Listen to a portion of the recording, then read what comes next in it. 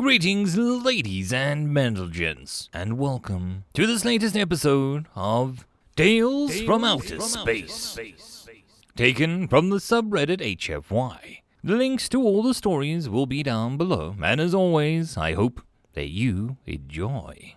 And if you do, please consider subscribing. Story number 1. A child takes a step unsteadily with youth into the bustling mall.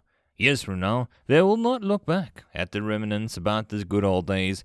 They won't think about the toy store up on the second floor, on the other side of the central atrium. They won't remember pleading with their parents to buy them various confectionery products. They won't wax nostalgic in their old age about living a life free of worries of maturity, because the child has never lived that life. No child like them has, for a long time. Instead of a wide eyes taking in anything that they can see, asking all the wrong questions that someday they can ask all the right questions, the child keeps their head down. They just need to get 20-odd feet, then they can turn into the alley and back home to the underbelly, known only to the authorities, who would much rather leave them be to be ignored and confront the facts of the matter. Out of sight, out of mind. Should one of the many mall-goers look too closely under the dark fabric that the child's face in shadow, first there would be surprise, then recognition. Maybe the eyes are a little bigger than usual, and the nose even less significant. But that's the face that they see on the news, on the posters, in the stories parents tell to teach their own children of disobedience. They're basically looking the same anyway. This time, it's only patronizing question. The child, given a rare moment of compassion, takes the opportunity to escape before it gets worse. Before other people notice, they slip away and squeeze through the gap between technology repair shop and the family-owned restaurant serving local cuisine. Usually the mall-goer is not so kind. There is strength in a herd stronger than any individual, so anyone that can hear the observant spotter will quickly know.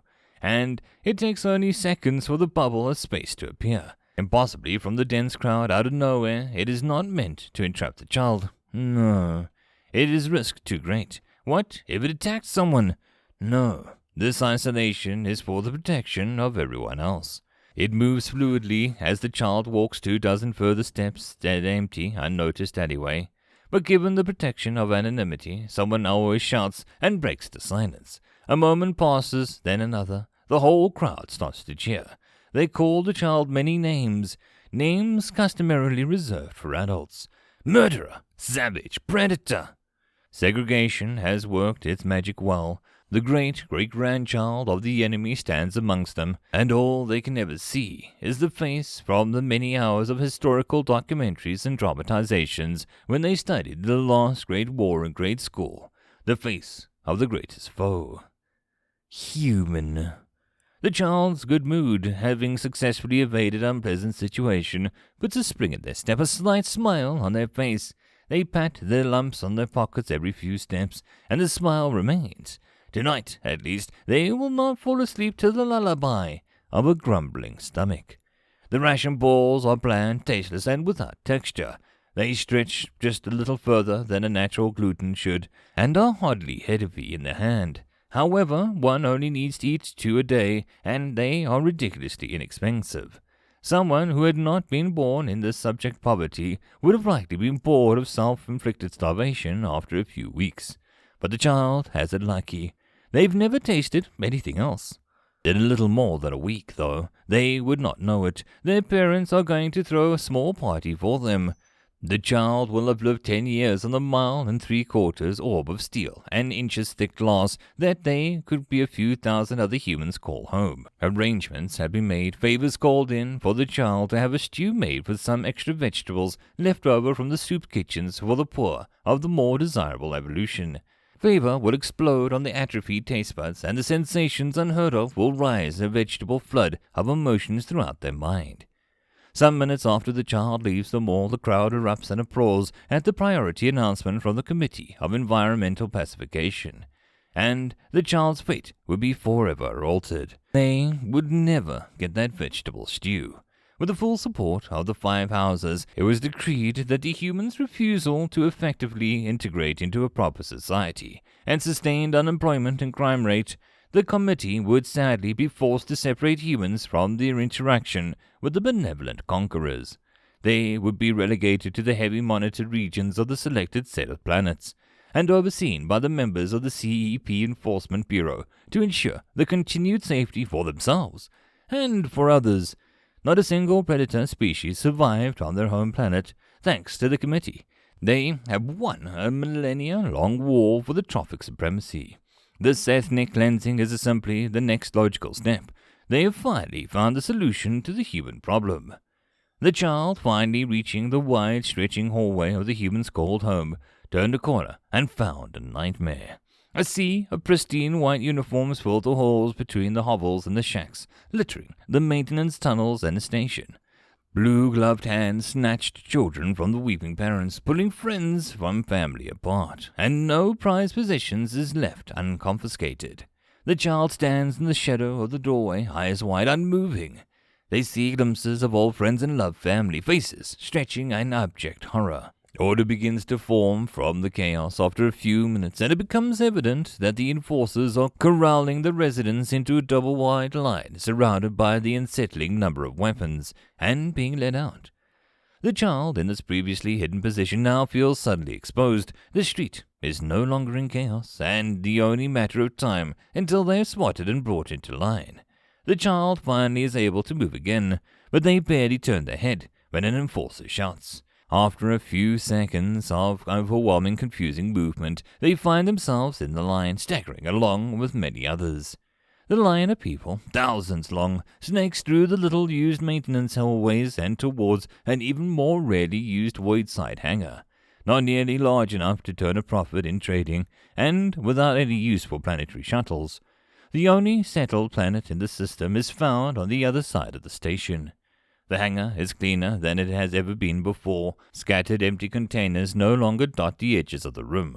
Decades of scuff marks, and from where pilots think they know better than a computer, have been buffed out and repaired if necessary. The 3 flickering lights in the corner have been replaced, and now all the rest in the place have a number of committee prisoners transport craft. Far too few to carry all those that have been rounded up, such as livestock today. The affair is a silent one. In the cavernous space, the echoing click of boots drowns out the muted shuffles of the subdued population. Between the enforcers, all that passes are concise orders, called, and blue-glove gestures.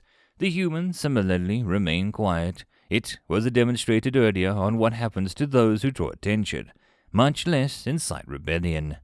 An order is barked out much louder than those preceding it to the huddled masses. "Stand in rows."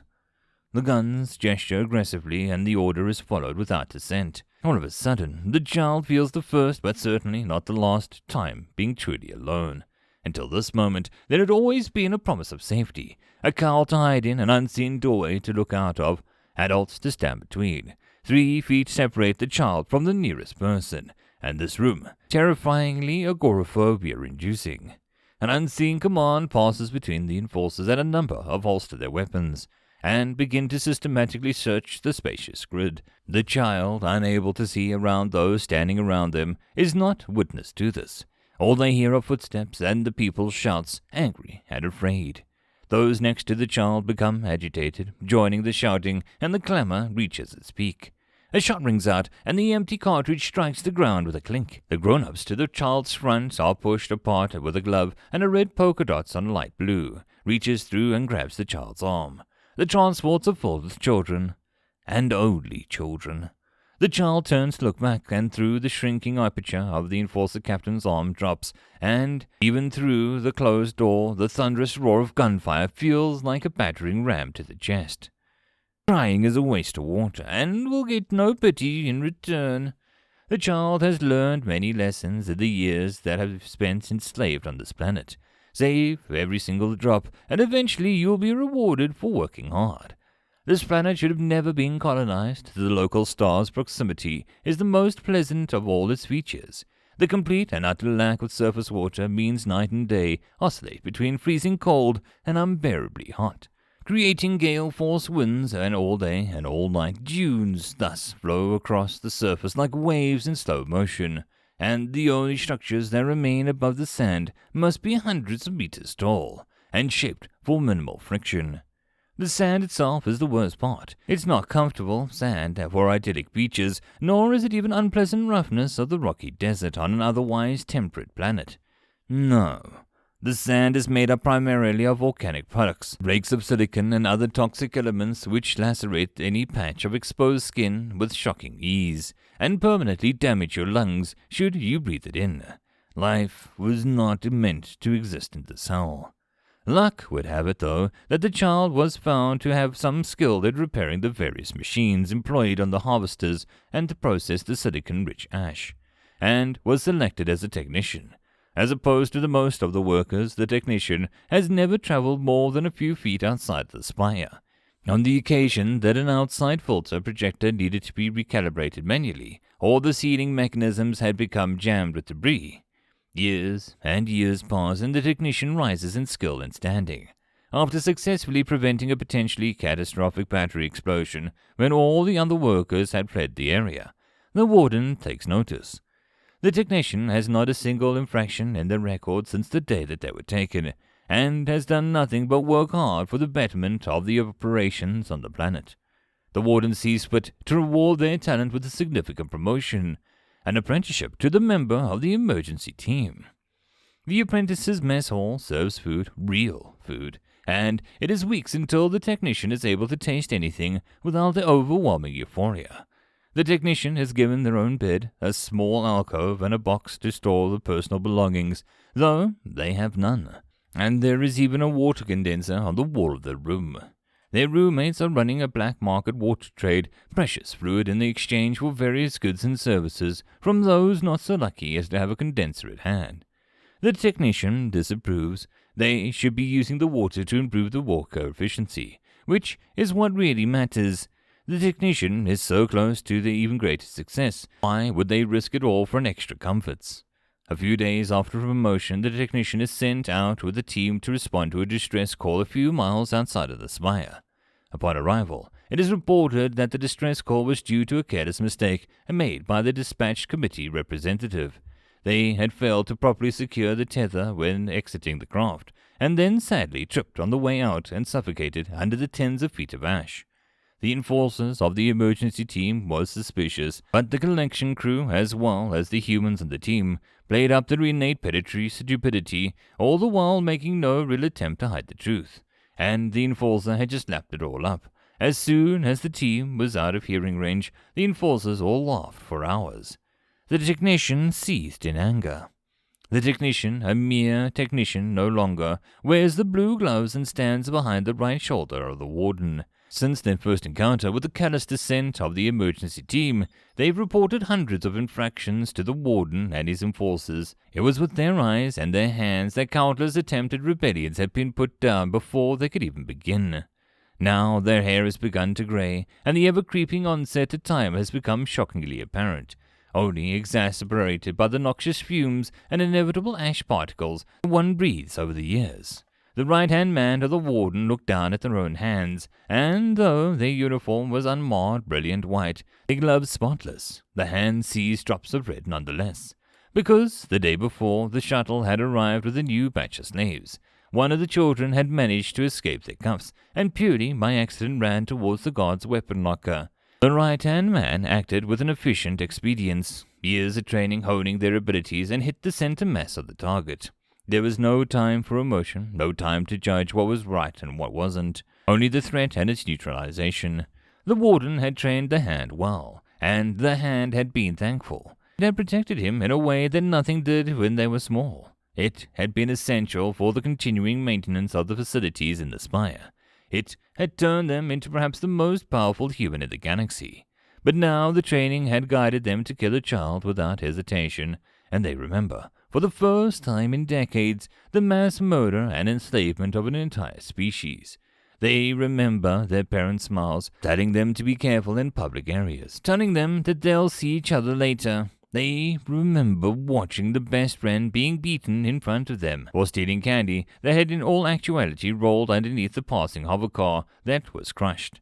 The hand remembers, in a deluge of memory, being the child no longer, like the one shot dead the day before. They remember everything they had spent decades working towards: safety, food, power, being taken away by the very same oppressor that they thank for the pitiful scraps in the figurative table today. And they vow, as they congratulated for their quick thinking and true devotion and laws and goals of the committee, to do whatever it takes in order for no child to experience anything like this ever again. The news reaches the Spire barely a few days later. War has begun. Black-helmeted terrorist operatives of an unknown origin have assassinated members of the committee in 5 houses on live video, and the fleet has reached the spineward border regions of the Empire.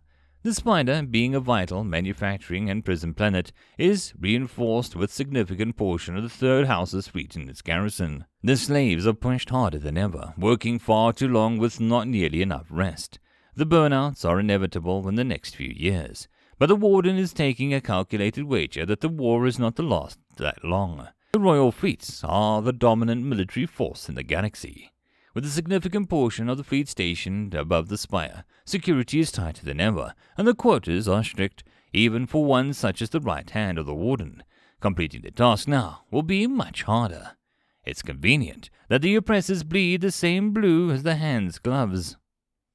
Decades of war have passed. What was advertised as a quick campaign to display the military might of the royal fleet has become a war of attrition, and it is a war the houses have been losing for quite some time. When the slaves that they rely on for industry are faced with the choice between being certainly worked to death or the possibility of escape, and when the invaders have demonstrated their desire for slavery, more and more resources and enforcers must be devoted to maintaining internal stability. The child, who by now has not been a child for near eternity, stands at the airlock. It cycles before them, and the whoosh of the air between 10-centimeter blast off and muffles the tears striking the ground, and the whoops of joy of those not stunned to silence by the sudden freedom now standing on the other side. Bones aching, the child turns around, weight resting on a pleasantly curved and decorated cane in the left hand. It looks down the barrel of the gun. The gun rests in a blue-gloved hand, an arm clothed in a white sleeve. The ivory sullied and burns the patches of blue and red. The tears still flow faster than ever, precious waters seeming to spill onto the ground in a torrent, reminiscent of long-forgotten Amazonian rain, a strun waterfall or the snow-melt river amongst the white-capped Scandinavian mountains. The warden's hands twitches. Now, in anger, and both sides of the standstill know that it is too late. Far too late for either of them. Already the sounds of battle can be heard drawing ever closer to the peak of the spire. And those blue gloves have studied enough, skilled enough to know that the tears are not of sadness or of resignation to manifest fate. Voices can be faintly heard now throughout the walls, others shouted assured in victory, just outside the door, preaching any second now. The child remembers every day of their life in this moment, a life of misery, obedience, and heroism. As the door disintegrates into the fragments, the gun jerks and flashes. They smile. The fragments of the door fly into the room with supersonic speed, hundreds of impacting smudged grey-black of the blue glove from forces, and they are killed nearly instantly. They continue through, passing over the form of a familiar wizened finger, while the blue joins red on the airlock door. 4 people, clearly soldiers, enter the now empty room quickly and efficiently, and once it is clear the threat is neutralized, gather around the 2 bodies. Lumps form in their throats, and the soldiers quickly assign blame to themselves for being too slow, for failing to get the secondary view of what they thought was only the enemy combatant.